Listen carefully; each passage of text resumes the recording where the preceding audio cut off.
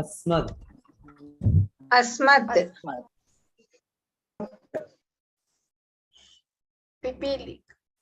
పిపీలికాది పిపీలికాది బ్రహ్మ పర్యంతం గల మన్యందరి ఎడ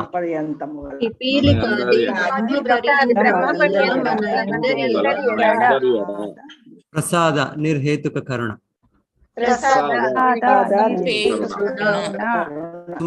సుముఖుడై కలయ తన ప్రధాన విస్తరములలో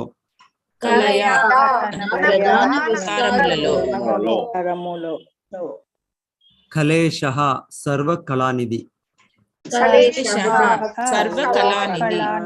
ఈక్ష్వాకు సూర్యవంశమునందలి ఇక్ష్వాకు మహారాజు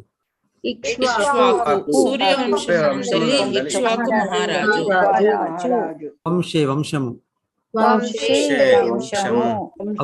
అవతరించి గురోహో గురువు లేదా తండ్రి యొక్క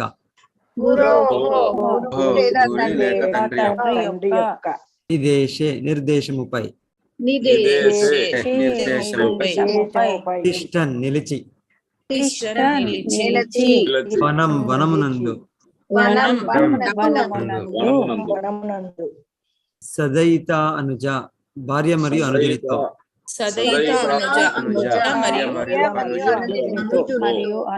అవివేశ ప్రవేశించును యస్మిన్ అతని ఎడ విరుద్ధ్య తిరుగుబాటుతో దశకందరః దశమస్తక రావణుడు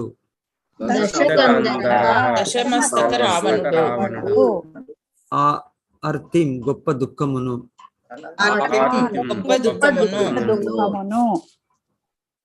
అర్చత్ పొందెను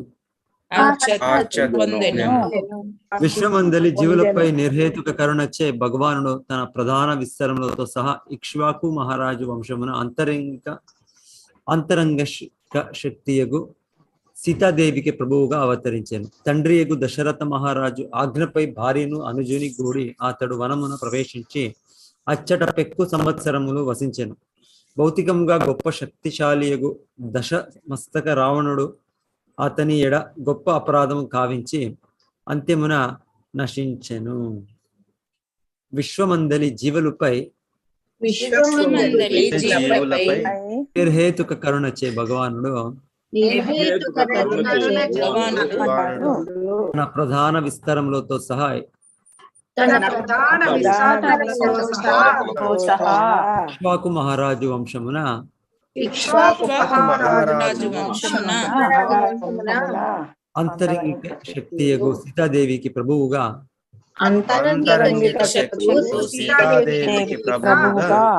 అవతరించెను.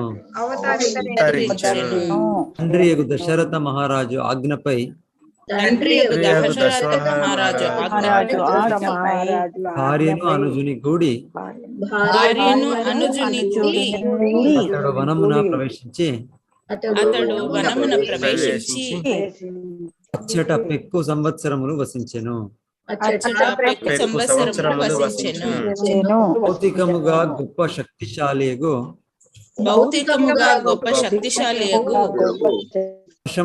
దశమస్తక రావణుడు అతని ఎడ గొప్ప అపరాధం కావించి అంత్యమున నశించెను.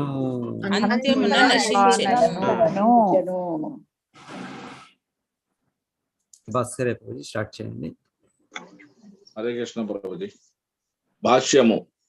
శ్రీరామచంద్రుడు భగవానుడు కాగా అతని సోదరులకు భరతుడు, లక్ష్మణుడు, శత్రుఘ్నుడు ప్రధాన విస్తరములై ఉన్నారు. ఈ నలుగురు సోదరులు విష్ణుతత్వములే గాని సాధారణ మానవులెన్నడూను కారు.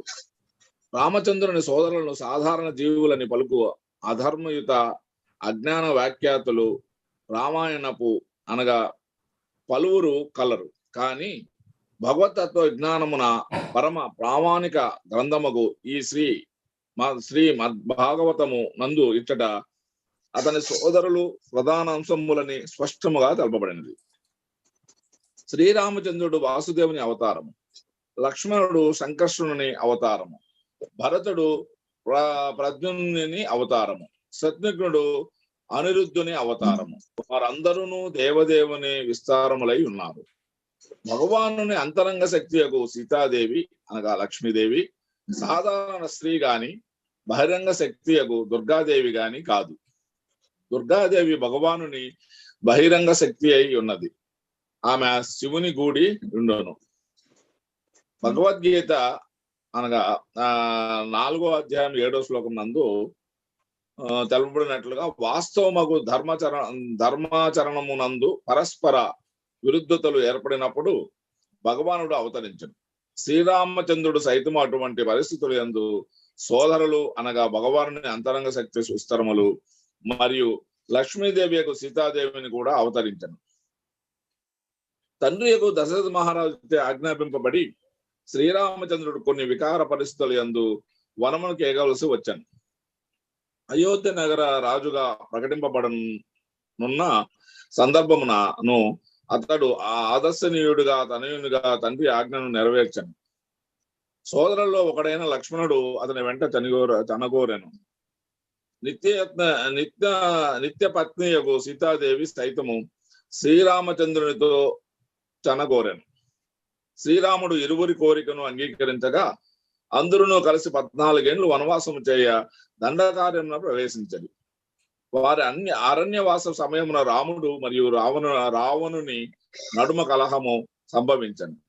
రావణుడు రాముని పత్ని యొక్క సీతను అపహరించను.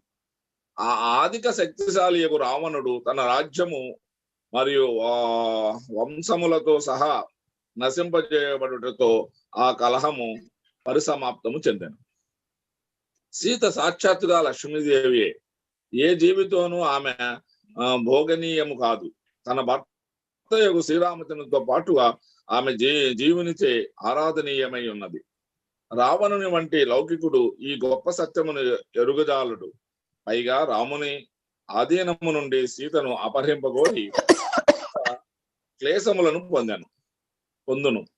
ఐశ్వర్యము మరియు భౌతిక అభివృద్ధి వెంట పరుగుదియు లౌకికులు రామాయణము నుండి నేర్వవలసిన పాఠం ఏమనగా దేవదేవుని ఆధిపత్యమును అంగీకరింపగానే అతనికి చెందిన ప్రకృతిని కొల్లగొట్టవలననే విధానము రావణుని పద్ధతి అయి ఉన్నది. రావణుడు భౌతికముగా మిగులు పురోగతి చెంది ఉండెను.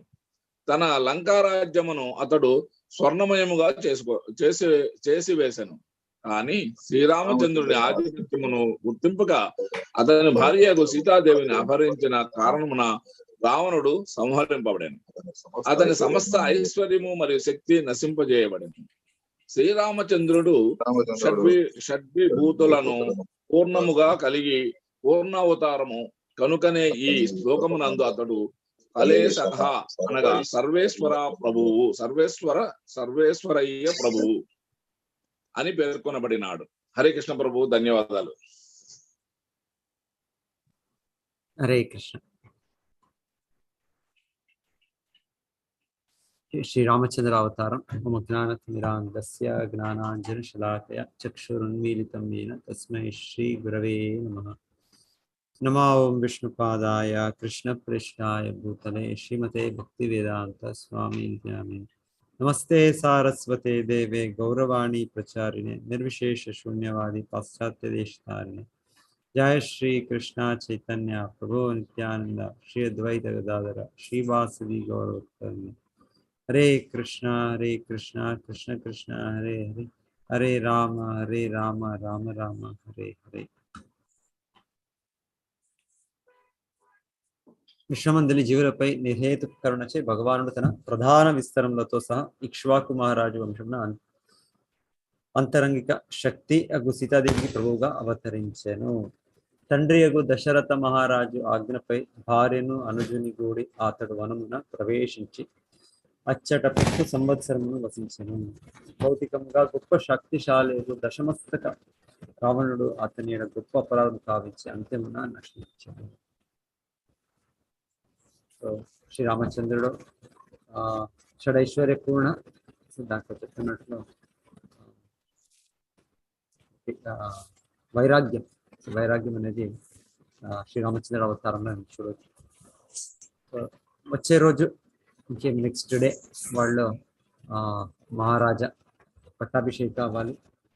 అయితే వాళ్ళ తండ్రి మీరు వనవాసానికి 14 సంవత్సరాలు అని చెప్పిందే త్వరనే వాళ్ళు వెళ్తున్నారు. సో ఆ ఒక ఏది ఒకటి స్థానం ఒక పద్ధతికి భగవంతునికి ఇది లేదు, అటాచ్మెంట్ లేదు. సో ఇది భగవంతునికి సాధ్యమవుతాయి.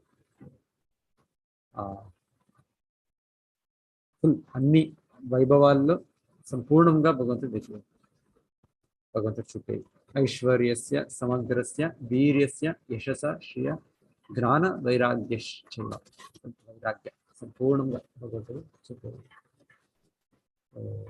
అయితే భగవంతుడు వనవాసంలో ఉన్నప్పుడు కూడా భగవంతుడు అవతరించింది ఇంకొక కారణము రావణుడిని వధించేదానికి. సో ఒక సన్నివేశాలు జరిగి తర్వాత రావణుడు అంటే టిపికల్ మెటీరియలిస్ట్, భౌతికవాది అంటే ఇంద్రియ సుఖానికి వెనకాలి.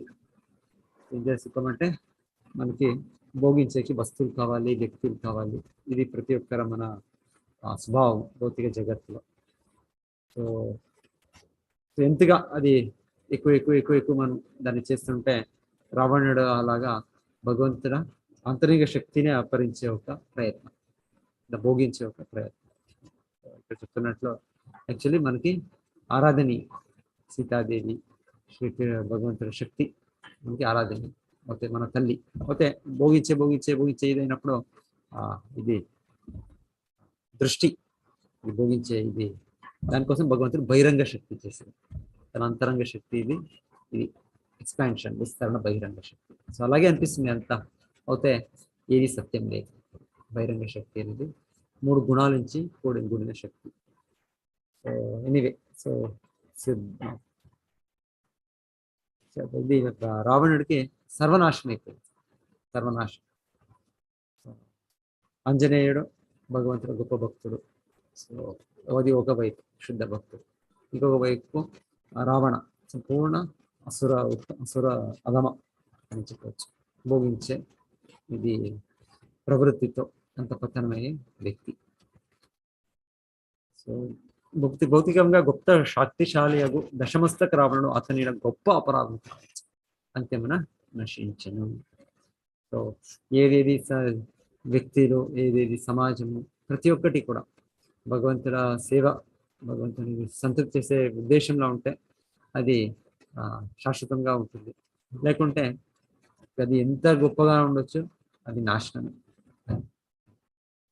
భగవద్భక్తిహీనస్య జాతి శాస్త్ర తపక్రియ ప్రాణస్య హి దేహస్య మండలం లోకరంజనం. ఆ నాగరికత, ఆ సమాజము, ఆ వ్యక్తిత్వము, ప్రతి ఒక్కటి కూడా అది నాశనానికి అది యాది భగవంతుడ ఇది లేక, అవగాహన లేక అంటే ప్రతి ఒక్కటి కూడా అది లాస్ట్గా అది ఫెయిల్యూర్.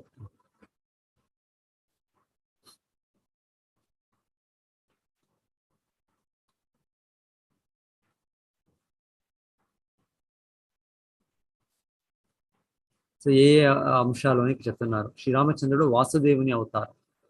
అంటే వాసుదేవ, సంకర్షణ, ప్రద్యుమ్న, అనిరుద్ధ భగవంతుడ మొదట విస్తరణలు. కృష్ణ నుండి బలరాముడు వచ్చేది విస్తరణ. తర్వాత బలరాముడి నుండి ప్రథమ సంకర్షణ, ప్రథమ చతుర్వ్యూహం అంటే వాసుదేవ, సంకర్షణ, ప్రద్యుమ్న, అనిరుద్ధ 4 రూపాలు ఉన్నాయి. తర్వాత ఒక నారాయణ రూపం, తర్వాత రెండో చతుర్వ్యూహం. మొదలు నాకు అది ఫస్ట్ సెకండ్ తెలియదు. ఎనీవే అయితే ఇక్కడ చెప్తుండేది వాసుదేవ, సంకర్షణ, ప్రద్యుమ్న, అనిరుద్ధ అని ఏది మొదట భగవంతుడు 4 చేతుల రూపాలు ఉన్నాయి వైకుంఠ జగత్తులో. సో అదే అవతారాలు రామ, లక్ష్మణ, భరత, శత్రుఘ్న అని చెప్తున్నారు. శ్రీరామచంద్రుడు వాసుదేవుని అవతారము, లక్ష్మణుడు సంకర్షుని అవతారము, భరతుడు ప్రద్యుమ్నుని అవతారము, శత్రుఘ్నుడు అనిరుద్ధుని అవతారం. వారందరూ దేవదేవుని విస్తారములై ఉన్నారు. ఎస్, సో వాళ్ళందరూ ప్రతి ఒక్కరు 4 రూపాల్లో భగవంతుడు అవతరించింది, 4 వ్యక్తులుగా. సో 4 కూడా భగవంతుడు అవతారం. భగవద్గీత 4.7 ఎందు తెలుపబడినట్లుగా వాస్తవముగు ధర్మాచరణముందు పరస్పర విరుద్ధతలు ఏర్పడినప్పుడు భగవానుడు అవతరించారు. శ్రీరామచంద్రుడు సైతం అటువంటి పరిస్థితులైందే సోదరులు భగవాన్ అంతరింగ శక్తి విస్తరము మరియు లక్ష్మీదేవి సీతాదేవిని గూడి అవతరించెను. సో ఇంత అసురులు దాంట్లో ఫైనల్ గా రావణుని వధించడానికి భగవంతుడు అవతరించారు. యదా యదా ధర్మస్య గ్లానిర్భవతి భారత అభ్యుత్థానం అధర్మస్య తదాత్మానం సృజామ్యహం పరిత్రాణాయ సాధూనాం వినాశాయ చ దుష్కృతాం ధర్మ సంస్థాపనార్థాయ సంభవామి యుగే యుగే.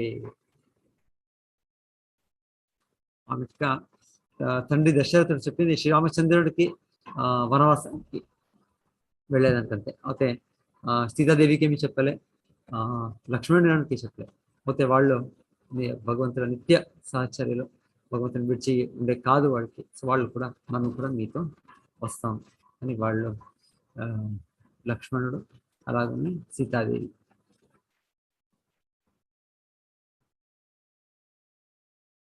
శ్రీరాముడు ఇరువురి కోరికను అంగీకరించగా అందరూ కలిసి 14 ఏళ్ళు వనవాసం చేయ దండకారణ్యమున ప్రవేశించింది. వారి అరణ్యవాస సమయమైన రాముడు మరియు రావణుని నడుమ కలహం సంభవించను. రావణుడు రాముని పత్ని సీతను అపహరించను. అధిక శక్తిశాలి రావణుడు తన రాజ్యం మరియు వంశములతో సహా నశింపజేయబడుటతో ఆ కలహము పరిసమాప్తి చెందిన.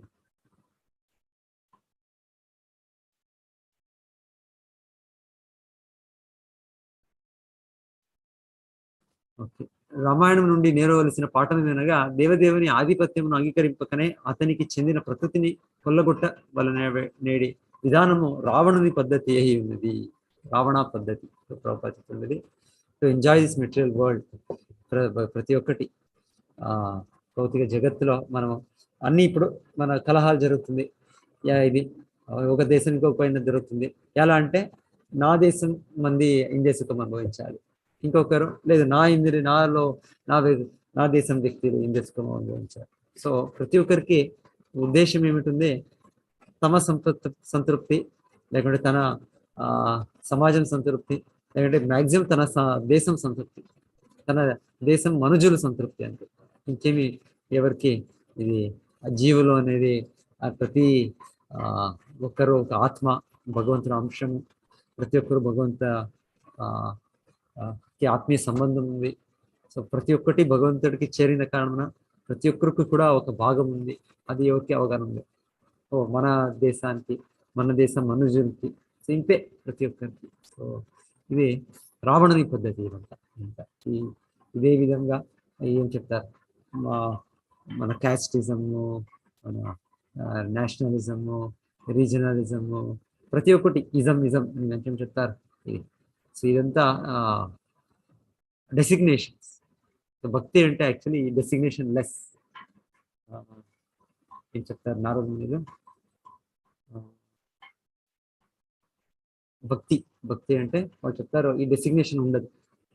డెసిగ్నేషన్ ఉండక నేను భగవంతుడి సేవక్, అది నిజమైన భక్తి. లేకుంటే ఎప్పుడో ఈ డెసిగ్నేషన్ ఉంటుంది, నేను ఈ కుటుంబానికి చేరింది, ఈ మతానికి చేరింది, ఈ రాజ్యానికి చేరింది, ఈ దేశానికి చేరింది. ఇది ఉన్నప్పుడు అది ఒక అజ్ఞానం.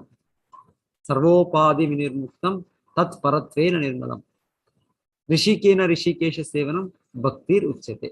సర్వ ఉపాధి, ఇవంతా ఉపాధి, ఇవంతా మన నిజమైన ఇది కాదు, మన ఐడెంటిఫికేషన్, మన గుర్తు కాదు. సో ఈ గుర్తు ఉండే వరకు ఇదంతా ఇక్కడ చెప్తున్నారు రావణుని పద్ధతి. సో రావణుని ఒక ఇదిని మనం ఫాలో చేస్తున్నాం. అంటే ఇప్పటివరకు మనం భౌతిక దీంట్లో ఉంటాం, గుర్తులో ఉంటాం. మనం రావణుగా ఇది అడుగుజాడలో వెళ్ళొస్తున్నాం. మనం రాముడు అడుగుజాడు, హనుమంతుడు అడుగుజాడలో. హనుమంతుడు అంటే నేను కృష్ణుడా నిత్య సేవకుడు, శ్రీరామచంద్రుడు నిత్య సేవకుడు. నాకు ఇంకేది గుర్తులే. నేను ఒక్కడే కాదు, ప్రతి ఒక్కరు అదే, ప్రతి జీవుడు అదే. సో ప్రతి జీవి, సమస్త జీవ రాశులు, 84 లక్షల జీవరాశులు, ప్రతి ఒక్కరు శ్రీరామచంద్రుడు దాసుడు. అది హనుమంతుడ పద్ధతి. అది లేకున్నప్పుడు నాది అహం మమేతి, నాకు ఇచ్చేది. అని మనం ఉన్నప్పుడు అది రావణుడి పద్ధతి అని ఇక్కడ చెప్తాను. రావణుడు భౌతికంగా మిగుల పురోగతి చెంది ఉంటాడు. తన లంకా రాజ్యమును అతడు స్వర్ణమయంగా చేసి వేశాను. స్వర్ణ లంక. కానీ శ్రీరామచంద్రుని ఆధిపత్యమును గుర్తింపక అతని భార్య సీతాదేవిని అపహరించిన కారణమున రావణుడు సంహరింపబడు. అతని సమస్త ఐశ్వర్యం మరియు శక్తి నశింపజేయబడెను.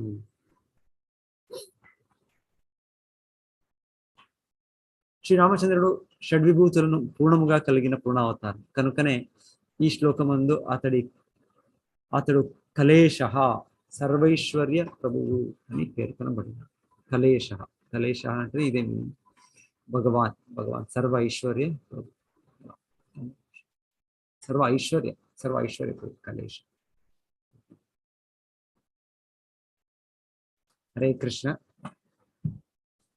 సో మన దీంట్లో కూడా తెలుగులో కూడా ఈ ప్రశ్న జరిగిందా మాతాజీ? ఇది భక్తి సదా